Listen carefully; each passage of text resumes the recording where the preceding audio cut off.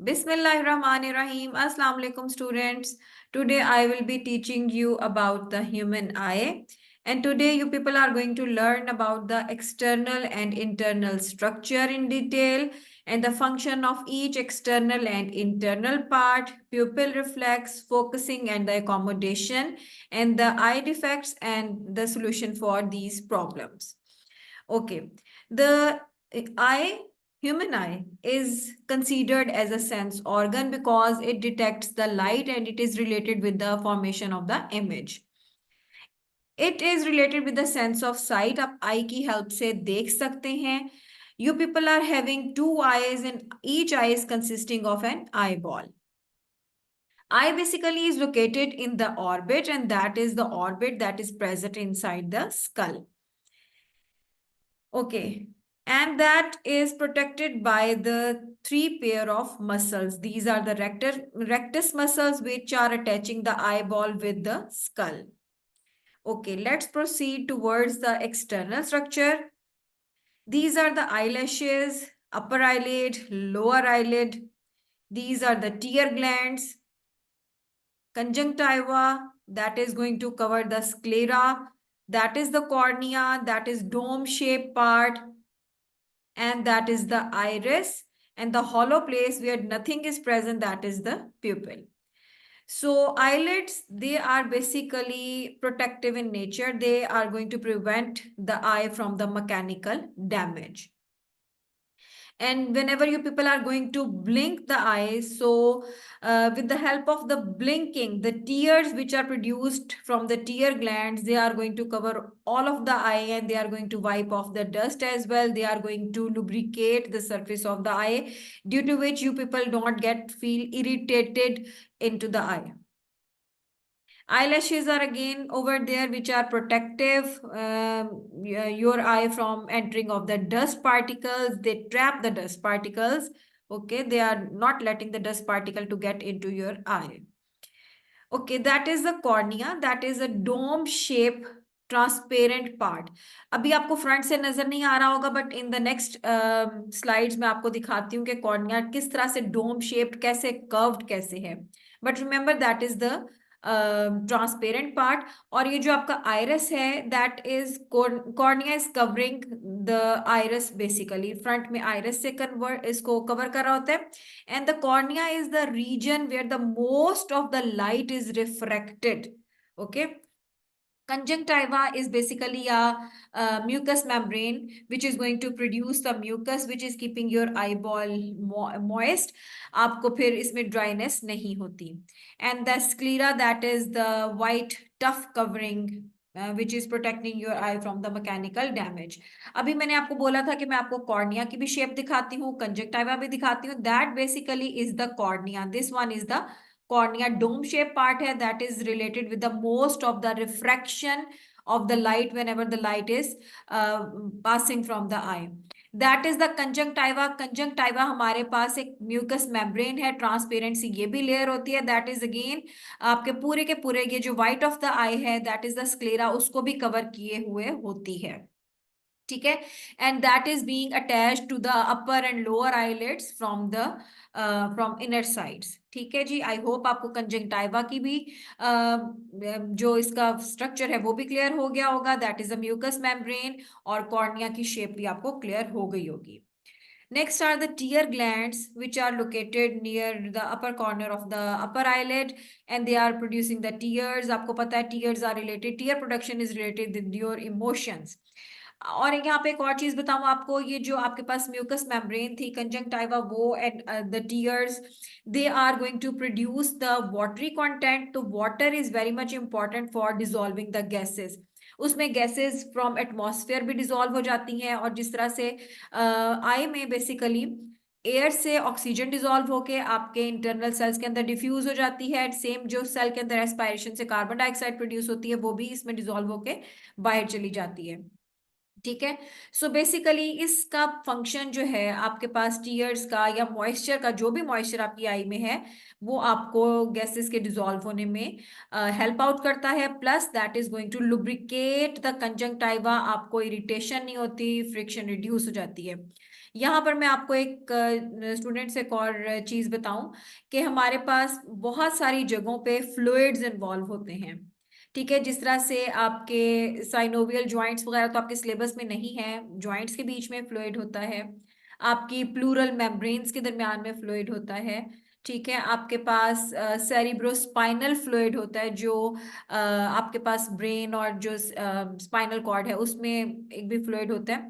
तो जहां कहीं पे भी फ्लूइड की बात आएगी तो आपने याद रखना है, फ्लूइड हमेशा लुब्रिकेशन प्रोवाइड करता है और फ्रिक्शन से रिड्यूस कर देता है। ठीक है, और कुछ जगहों पे आपको वो जो एक फर्म शेप भी प्रोवाइड करेगा, और प्लस वो न्यूट्रिशन भी प्रोवाइड कर रहा होता है fluid. But in this case यहाँ पे मॉइस्चर है तो यहाँ पे सिर्फ गैसेस का एक्सचेंज हो रहा है, न्यूट्रिशन यहाँ पे नहीं आएगी। ठीक है, that is the iris. Iris basically हमारे पास टू एंटागोनिस्टिक मसल्स से बना होता है, these are the circular and the radial muscles. You all are very much well familiar कि antagonistic muscles are those muscles when one muscle contract, the other gets relaxed. Iris is basically responsible for giving the color to your eye। और जो हमारी आई में तीन basic Iris के अंदर colour होते हैं, green, blue and grey brown, ये हमारे कलर्स हो सकते हैं। And the iris colour is depending upon the genetics as well. That is a pupil, that is a hollow space, यहाँ पे कुछ भी नहीं है, that is only hollow because light has to pass from it and after that that has to fall on to the retina. अभी मैं आपको retina भी दिखा देती हूँ। That was the external structure. Now coming towards the internal structure. Internal structure में हमारे पास three आपके पास लेयर्स आ जाएंगी आई बॉल के अंदर।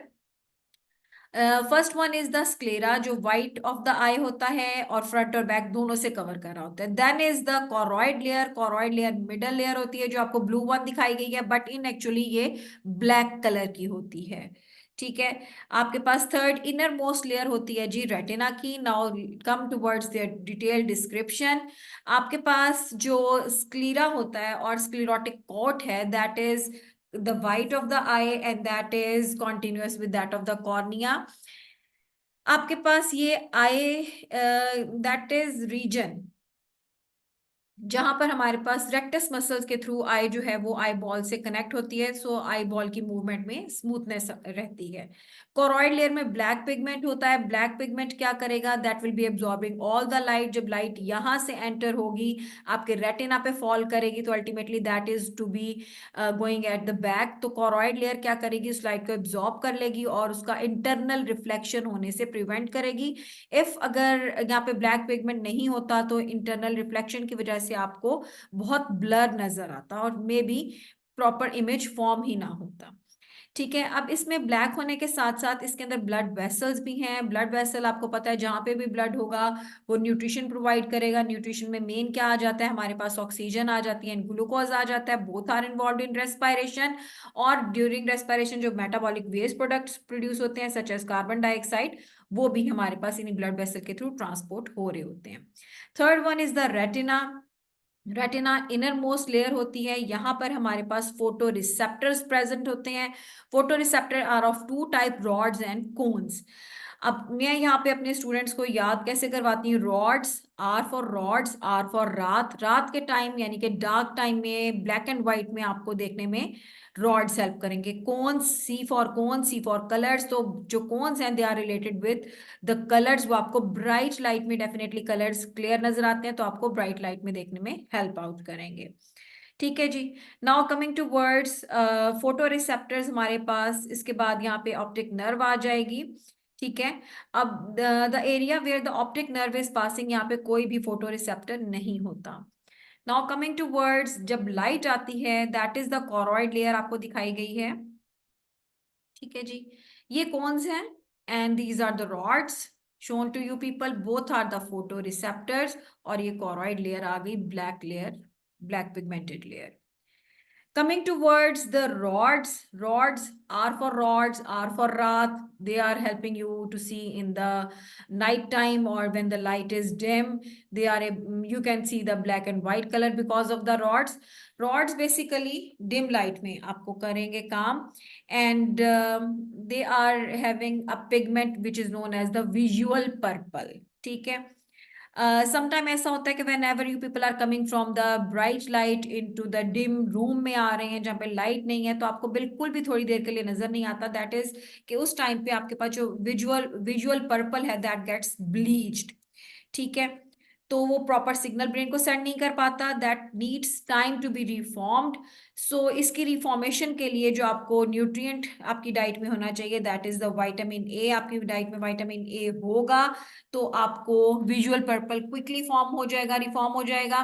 दैट इज वाई के अगर विटामिन ए की डेफिशिएंसी हो जाती है तो पर्सन को नाइट ब्लाइंडनेस हो सकती है. या आपकी अगर डाइट में विटामिन ए बहुत कम है तो जब आप ब्राइट लाइट से डार्क रूम में आएंगे तो आपको बहुत टाइम लग जाएगा देखने के लिए चीजों को अंदर आके. ठीक है. Cones, they are related with the colors. And there are three main type of the cone colors: red, blue and green. ठीक है. अब इनकी सबकी वेवलेंथ डिफरेंट होती है तो डेफिनेटली डिफरेंट जो कलर्स हैं उनकी वेवलेंथ डिफरेंट है. ठीक है. अब आगे चलते हैं जी. Coming towards the night blindness. Night blindness में हमारे पास जो कोन्स होती हैं, कोई भी कोन मिस हो सकती है जिसकी वजह से कॉम्बिनेशन ऑफ कलर्स नहीं बन पाएगा, तो person will not be able to see the image properly. ठीक है जी. नेक्स्ट हमारे पास इंटरनल स्ट्रक्चर की तरफ हम आ रहे हैं. इंटरनल स्ट्रक्चर कर रहे थे अभी, आपको मैं रेटिना का स्ट्रक्चर बता रही थी.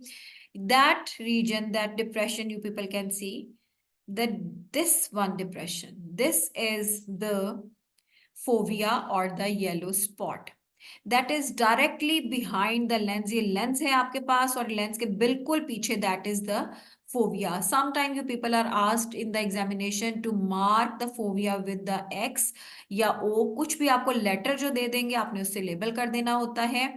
ठीक है. इसकी आइडेंटिफिकेशन पॉइंट क्या है? एक तो ये स्लाइट सा डिप्रेशन होता है and that is just behind the lens. Lens के बिल्कुल पीछे है.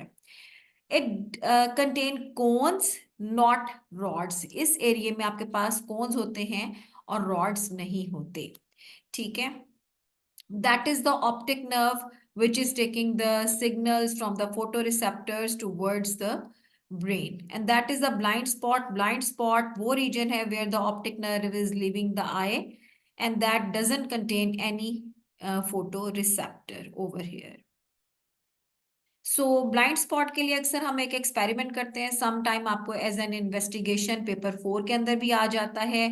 आप इसके स्क्रीनशॉट ले सकते हैं. You people are suppose to draw the आपने एक सर्कल ड्रॉ करना है, क्रॉस ड्रॉ कर लेना है और उसके अकॉर्डिंग आपने प्रॉपर इनका डिस्टेंस जो होना चाहिए 2 to 3 इंचेस होना चाहिए. आपने अपनी राइट आई को कवर करना है. आपने डॉट को फोकस करना है राइट साइड पे. आपने पेपर को अपने क्लोज मूव करवाना है और देखना है कि क्या क्रॉस डिसअपियर हुआ या नहीं.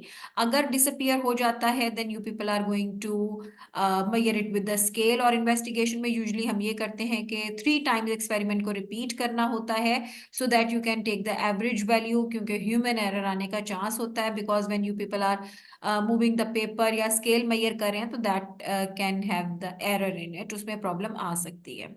ठीक है जी.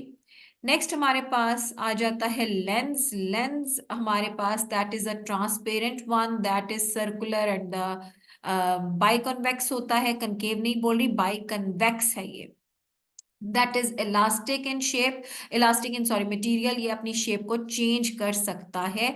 अब ये क्यों चेंज होगा वो हम अभी आगे डिस्कस करेंगे. These are the suspensory ligament जो ऑरेंज कलर के नजर आ रहे हैं. They are attaching the lens with that of the ciliary body और इनकी वजह से आपका जो लेंस है एक प्रॉपर प्लेस पे अटैच हुआ है, उसकी पोजीशन फिक्स हुई हुई है. Along with that, this is the ciliary body which is having the ciliary muscle inside it. The contraction and relaxation of the ciliary body will be responsible for changing the size of the lens. Lens का size क्यों change होगा?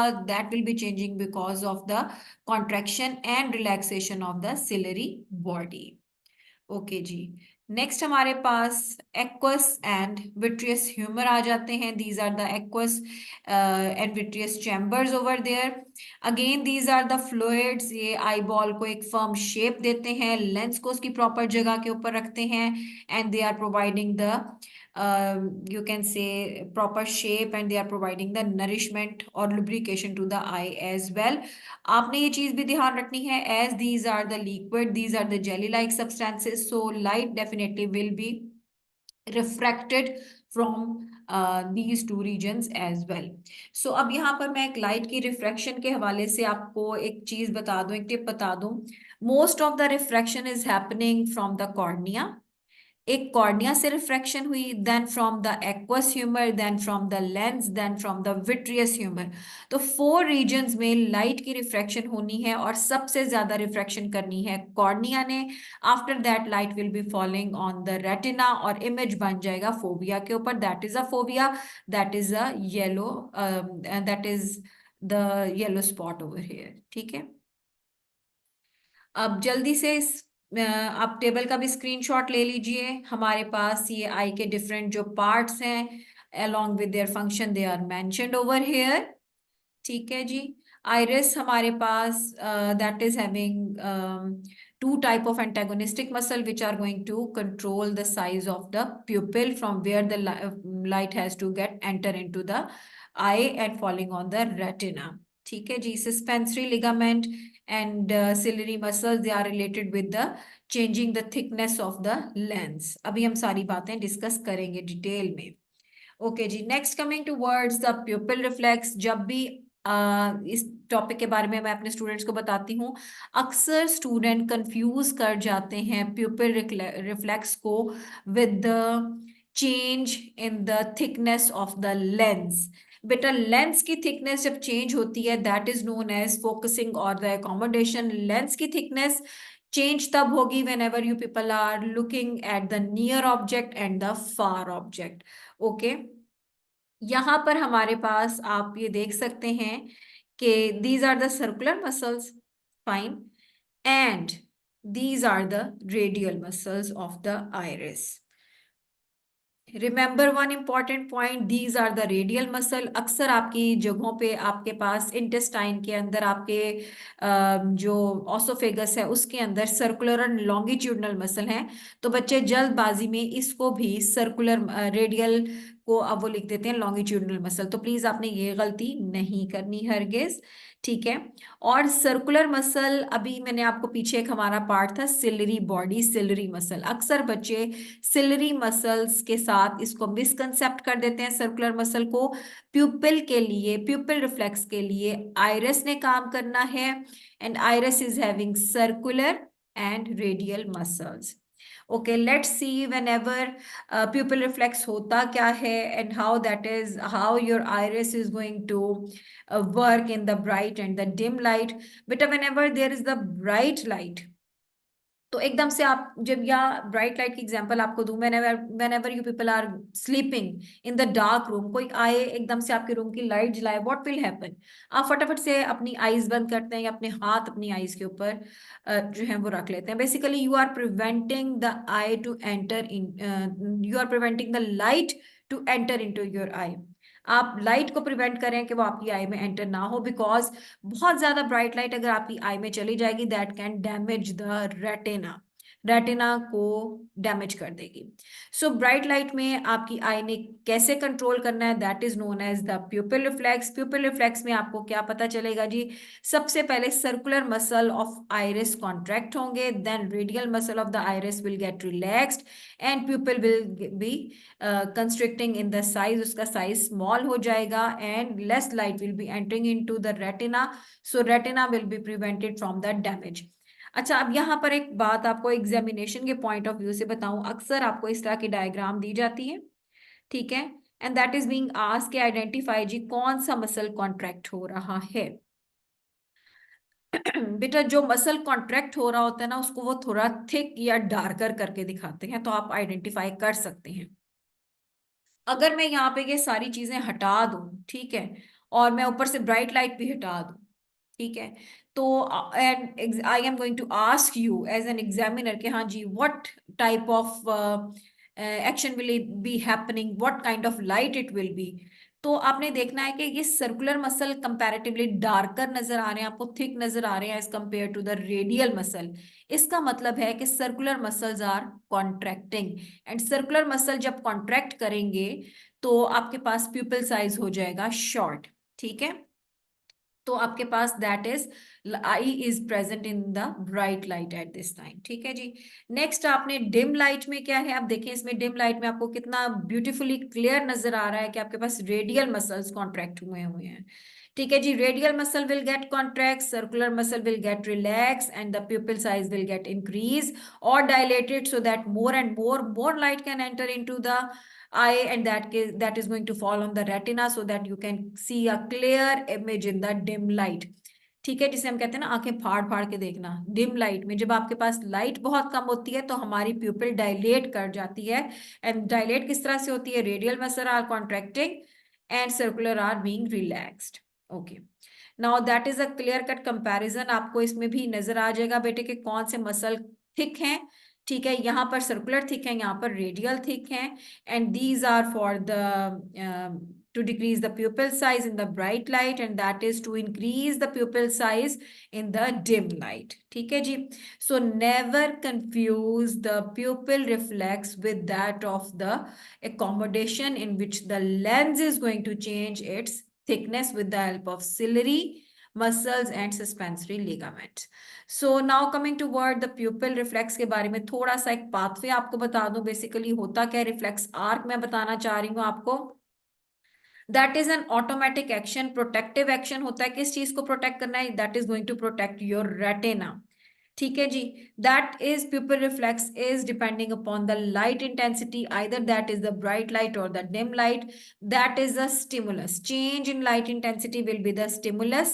What will happen then, receptors of the retina will get stimulated, they will be sending the sensory neurons को stimulate करेंगे optic nerve के अंदर, sending the signal towards the brain, and then brain will be sending the corrective response toward through the motor neurons towards the effector, and effector will be the iris muscles, either circular or the radial muscle, that will be depending के light intensity क्या है।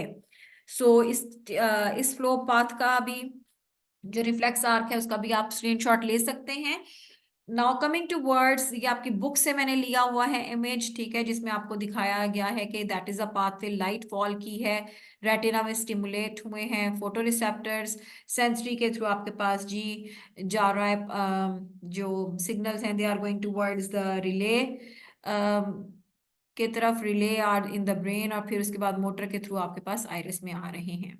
Okay, stereoscopic vision होती क्या है। Now stereoscopic vision हमें basically 3D image देने के लिए वेरी हेल्पफुल होती है। एक हमारी फील्ड ऑफ विजन होती है कि अगर मैं सीधा देख रही हूं तो मैं without moving my eye ball मैं लेफ्ट और राइट साइड पे किस रेंज तक देख सकती हूँ, that is my field of vision. जिस तरह से ही आपको इसका फील्ड ऑफ विजन रैबिट का दिखाया गया है। ठीक है, लेफ्ट और राइट साइड पे इसका फील्ड ऑफ विजन कम है, बट फ्रंट पे इसका फील्ड ऑफ विजन जो है वो कंपैरेटिवली यहाँ पर लेफ्ट और राइट साइड पे ज्यादा है, फ्रंट पे कम है। ठीक है, जबकि मंकी का दैट इज फ्रंट पे बहुत ज्यादा, लेफ्ट और राइट साइड पे कम है, और बैक पे तो बिल्कुल ब्लाइंड जोन है, that is unable to see. So हमारी two eyes are there which are having their different field of visions. तो whenever these two field of visions are going to overlap, they are going to provide you the stereoscopic vision, which is helpful to judge the distance or the depth or 3D image of the object। that is very much helpful for the animals or the organism which are the predators। जब predator ने शिकार करना होता है किसी prey का, तो that stereoscopic vision is helping it out to find out the prey, because अगर जितनी ज्यादा field of vision front पे ज्यादा होगी stereoscopic vision, तो उतनी ज्यादा उसको help मिल जाएगी। Okay, next coming toward the focusing or the accommodation. This topic is different from the pupil reflex. Please, pupil reflex is related with the iris muscles. Iris के जो circular and radial muscle and they are going to change their size to change the size of the pupil to depending upon the light intensity. Okay यहाँ पर अब आपने जो हमारा lens है that is going to be changing its thickness, either becoming more convex or less convex depending upon the object which you are looking at, either that is near or the far. अभी इसको detail में discuss करते हैं. Basically आपका जब lens जो है वो थिन होगा तो रिफ्रैक्शन कम होती है, remember. And whenever that is more convex तो रिफ्रैक्शन ज्यादा होती है. That is the physics principle, इसको आपने अपने जहन में रखना है. लेंस जब थिन होता है तो रिफ्रैक्शन कम है, लेंस थिक तो मोर रिफ्रैक्शन. सो आप होता बेसिकली क्या है, that is the diagram. I just want to show you people the difference. Okay, near vision में बेटा आपने ध्यान रखना है, अक्सर एग्जाम में आपसे पूछा जाता है कि जी नियर ऑब्जेक्ट से आप लाइट रेज ड्रॉ करें. तो हमेशा आपने नियर ऑब्जेक्ट से लाइट रेज को इस तरह से स्कैटर्ड फॉर्म में लेकर आना है so that you can show the refraction in the lens. उसके बाद आपने उसको रिफ्रैक्ट करवा कर एक पॉइंट पे मीट करवा देना है. ठीक है, इसमें आपने एरोज बनाने नहीं भूलने because you people are going to show the light rays और लाइट रे के अंदर एरो जरूर होता है. Next is the far vision. Far vision में जब आप लाइट रेज को बनाएंगे तो light rays should come parallel to each other. यहाँ पर इस वे में आपने लाइट रेज को दिखाना है वी शेप में, और यहाँ पर फार वीएन के लिए रिमेंबर बच्चे गलती कर जाते हैं बेटा एग्जामिनेशन के पॉइंट ऑफ व्यू में. आपको बता रही हूँ कि फार वीएन में रेज लाइट रेज हमेशा पैरेलल आती हैं और रेस के लिए आपने एरो ड्रॉ करने नहीं भूलने. I forgot to draw here, but आपने नहीं भूलना, एरो ड्रॉ करने नहीं भूलने. ठीक है, अच्छा जी आगे इसको देख लेते हैं. आपने ये याद रखना है कि जब आपके पास ऑब्जेक्ट नियर है तो आपका लेंस ज्यादा कन्वेक्स हो जाएगा, डिस्टेंट पे है तो लेस कन्वेक्स होगा. यहां मैं आपको एक और बात बता दूं, प्लीज याद रखिएगा, एक मुहावरा है, दूर के ढोल सुहाने. ठीक है, आपको दूर की चीज अगर कोई खड़ी भी होगी ना, अगर कोई काऊ खड़ी है तो आपको बहुत स्लिम स्मार्ट नजर आएगी. ठीक है, तो दूर की चीज में आपके लेंस का साइज लेस कन्वेक्स या थिन होना चाहिए. करीब की चीज बहुत मोटी नजर आती है. ठीक है, तो आपने क्या करना है, याद रखना है, करीब जब आपकी आपने नियर विजन कर रहे होंगे तो आपका लेंस मोर कॉन्वेक्स होगा. अब वो कैसे होगा वो मैं अभी आपको डिटेल में समझाऊंगी. प्लीज याद रखें, दूर के ढोल सुहाने, करीब की चीज मोटी नजर आएगी. नियर विजन में आपके लेंस का साइज जो है that will be more convex और थिक हो जाएगा. ठीक है, okay. So here you can see, अब हमने चूंकि लेंस का साइज चेंज करना है, so lens is attached with that of the suspensory ligament through the help of the ciliary muscles. Okay जी, ये सॉरी ये थोड़ी लेबलिंग में मिस्टेक आ गई है, अभी मैं देखती हूँ मे बी इसमें ठीक है. ओके, अब हमारे पास बेसिकली होगा क्या बेटे, आपने याद रखना है कि आपके पास नियर वीएन के लिए whenever you want to see the near object, when you people are looking at the near object, ciliary muscles are going to contract, suspensory ligament will be considered slacken, आपका lens हो जाएगा thick. While for the far vision आपके ciliary muscles relax होंगे, suspensory ligament taut हो जाएंगे, lens will become thin. Now remember slacken and the taut, that is term related with the ligament, suspensory ligament. आपने इनको change नहीं करना, अपनी मर्जी से इनको रिलैक्स या इनको आपने स्ट्रेच कंडीशन या कॉन्ट्रैक्टेड नहीं लिखना. ठीक है, स्लैकन ही लिखना है सस्पेंसरी लिगामेंट को और सस्पेंसरी लिगामेंट को टॉट लिखना है फॉर द फार वीएन. क्यों लिखना है? Because that is required by examiner, आप इसको चेंज नहीं कर सकते। Okay, now coming towards, the focusing on the near object, याद रखेंगे यहाँ पे मैंने लाइट के लिए, रेज के लिए एरोज ड्रॉ कर दिए हैं। रे आपकी नियर ऑब्जेक्ट से हमेशा स्कैटर्ड फॉर्म में आएगी। अच्छा, अब आपने याद रखना है, आपने लाइट रे जब आपको ड्रॉ करनी आएगी तो बेटा आपने कोशिश करनी है कि आप स्केल यूज करें, स्केल के थ्रू आपने उसको ड्रॉ करना है। आपकी लाइट रे यहां से पास नहीं होनी चाहिए, ठीक है? अक्सर बच्चे क्या करते हैं, जल्दबाजी में यहां से पास कर देते हैं। नो, आपने ये नहीं करना। That is the iris, iris से तो वो पास ही नहीं हो सकेगी लाइट रे, ठीक है? आपने कोशिश करना है कि आपकी लाइट रे इस रीजन से पास करे, यहां से अंदर जानी चाहिए, ठीक है? ओके, अब इसमें आपको एक और मैं इंपॉर्टेंट चीज बताऊं, आपने ज्यादा आपकी लाइट रेज जो है यहाँ पर आप ले आए हैं, ठीक है? आपने लेंस के थ्रू उसकी रिफ्रैक्शन करवानी है, और उसके बाद आपने कोशिश करना है, मैं अपने स्टूडेंट्स को टिप देती हूँ कि आप यहाँ तक तो, कॉर्निया तक तो आप लाइट रे को ले आए, ठीक है? उसके बाद आप यहाँ से पॉइंट लेंगे और उस लाइट रे को यहाँ पर आपने मीट अप करवा देना है। आपने पॉइंट इधर से स्टार्ट करना है, ठीक है? अब इससे इधर से स्टार्ट करने से क्या होगा, फोबिया से स्टार्ट करने से, लाइन खींचने से क्या होगा, आपके पास बिल्कुल भी मिस्टेक का चांस नहीं आएगा, आपकी लाइन स्मूथ बनेगी। दूसरी बात ये कि आपके पास आपका ये एरिया कवर हो जाएगा और बेंडिंग प्रॉपर आ जाएगी, ठीक है? और लेकिन एरोस की डायरेक्शन आपने टुवर्ड फोबिया ही करनी है। आप इसको करके देखेगा, आपको जरूर हेल्प मिलेगी, ठीक है जी? आपको मैंने ये बताया कि लाइट रे करीब से आपने इस तरह वी फॉर्म में लेकर आना है, इस रीजन तक, ठीक है? कॉर्निया तक आपने उसको लाना है, उसके बाद आपने कॉर्निया से टच करवा कर इसको छोड़ देना है, और लाइट रे यहां से दोबारा से आपने मीटअप करवा देनी है इसके साथ कॉर्निया की इंटरनल साइड पे, ठीक है? Okay, now what will happen next, हमारे पास क्या है जी? नेक्स्ट आपके पास नियर ऑब्जेक्ट के लिए सिलरी मसल कॉन्ट्रैक्ट होंगे, due to their contraction relax क्या होगा, there will be the relaxing feature, pull आ जाएगी, they will be not be pulling, और they will be relaxing their pull on the suspensory ligament, suspensory ligament को pull नहीं करेंगे, relax करवा देंगे।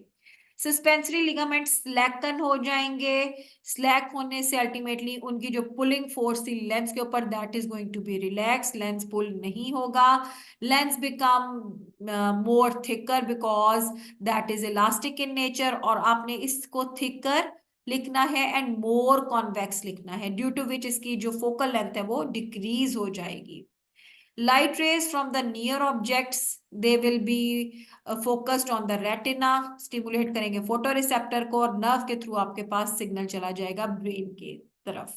ओके, नेक्स्ट आपके पास ब्रेन जो है वो इंटरप्रेट करेगा, and person will be able to see the near object clearly, you can have a screenshot of it. Coming towards the far object, अब ये फार मैंने चेंज कर दिया है, लास्ट 3 पॉइंट आपके सेम रहेंगे, चेंजिंग थोड़ी सी फर्स्ट 3 पॉइंट्स में आएगी। आप देख सकते हैं कि मैंने लाइट रे जो फार से आ रही है दैट इज पैरेलल है, आपने कभी भी वो वी शेप में नहीं बनानी, इसके लिए भी वही टिप है, यहाँ तक कॉर्निया तक ले आए, और उसके बाद आपने फोबिया से लेकर कॉर्निया तक इसको आप मीटअप करवा दें, आपकी लाइट रेज स्मूथ और स्ट्रेट सही एक बैलेंस इक्वल डिस्टेंस के साथ बन जाएंगी। नाउ फार ऑब्जेक्ट के लिए कैसे फोकस करते हैं, आपके जो सिलरी मसल्स हैं in the ciliary body, they are going to relax, वो पीछे की तरफ पुल होंगे, ठीक है? इस पुलिंग में क्या होगा, suspensory ligaments will also be pulled. अब whenever the suspensory ligaments are pulled, they are considered in the taut condition, and they are going to ultimately pull the lens because they are attached with the lens. So lens will becoming thin and less convex हो जाएगा, its focal length will be increased, light full focus हो जाएगी photoreceptors के ऊपर retina में, और फिर optic nerve के थ्रू सिग्नल चला जाएगा ब्रेन के पास, and brain is going to interpret all the signals impulses, और आप जो है, सॉरी यहाँ पे नियर बाय ऑब्जेक्ट नहीं आएगा, यहाँ पे फार ऑब्जेक्ट आना है, so sorry, that is the far object. Okay, यहाँ पे आपके पास so sorry that is the far object आ जाएगा, ठीक है? फार ऑब्जेक्ट इसको कर लीजिएगा, इसको मैं थोड़ा सा कर दूं edit, So sorry for that. Okay. Far object, okay जी, ठीक हो गया। नेक्स्ट हमारे पास क्या है, ये आई डिफेक्ट्स की तरफ हम आ जाते हैं। आई डिफेक्ट हमारे पास दो तरह के हो सकते हैं जो आपके सिलेबस में है। ठीक है, नंबर वन इज जी शॉर्ट साइटेडनेस। आप या आप नियर साइटेड हैं, आपको करीब की चीज नजर आती है, आपको दूर की चीज नजर नहीं आती। This can be because of these things. ठीक है जी, ये कैसे हो सकता है, व्हाट इज हैपन कि आपके पास इसकी कॉजेज क्या हैं। आपका आइदर लेंस जो है वो टू कॉन्वेक्स हो चुका है, that can be because of the age factor और due to the some other problem, और the eye ball has become too long, या आपकी आई बॉल बहुत ज्यादा लॉन्ग हो चुकी है। ठीक है, तो अब आपने देखना है कि इसमें हमारे पास, आपको मैंने बताया था कि जो फोकल लेंथ है that will B decreased. So ultimately क्या होगा, image will be form before the retina, से पहले ही बन जाएगा। नॉर्मली ऑन रेटिना फॉर्म होता है, लेकिन अब चूंकि शॉर्ट साइटेड है तो that will be formed in the before retina, retina से पहले ही बन जाएगा इमेज। ठीक है, ये दिखाया हुआ है clear. So how you people are going to make it correct, आपने कनकेव लेंस यूज करना है, करेक्शन आपके पास हो जाएगी। ओके, अब यहां पर मैं आपको एक बहुत इंपॉर्टेंट पॉइंट बताने लगी हूँ बेटा, दैट इज यहां पर जब आपने कनकेव लेंस जो है ना, आपने कनकेव लेंस का वर्ड यूज नहीं करना। Examiner will be discouraging it. आपने लेस कॉन्वेक्स का वर्ड यूज करना है, बिकॉज आपका जो लेंस है आपकी शॉर्ट साइटेडनेस में वो हो चुका है थिक। ठीक है, मोर कॉन्वेक्स, तो आप उसके लिए लेस कॉन्वेक्स लेंस यूज करेंगे in eyesight glasses for making the eyesight correct. ठीक हो गया। नेक्स्ट हमारे पास आ जाता है फार साइटेड और लॉन्ग साइटेडनेस। अच्छा जी, इसमें आपके पास लेंस वो बहुत ज्यादा थिन हो जाता है, आई बॉल भी शॉर्ट हो जाती है, तो आपका इमेज बन जाएगा बिहाइंड द रेटिना, रेटिना के पीछे बनेगा। लेंस आपके पास इसमें बहुत ज्यादा थिन हुआ होता है, सो आपने इसके लिए यूज करना है मोर कॉन्वेक्स लेंस।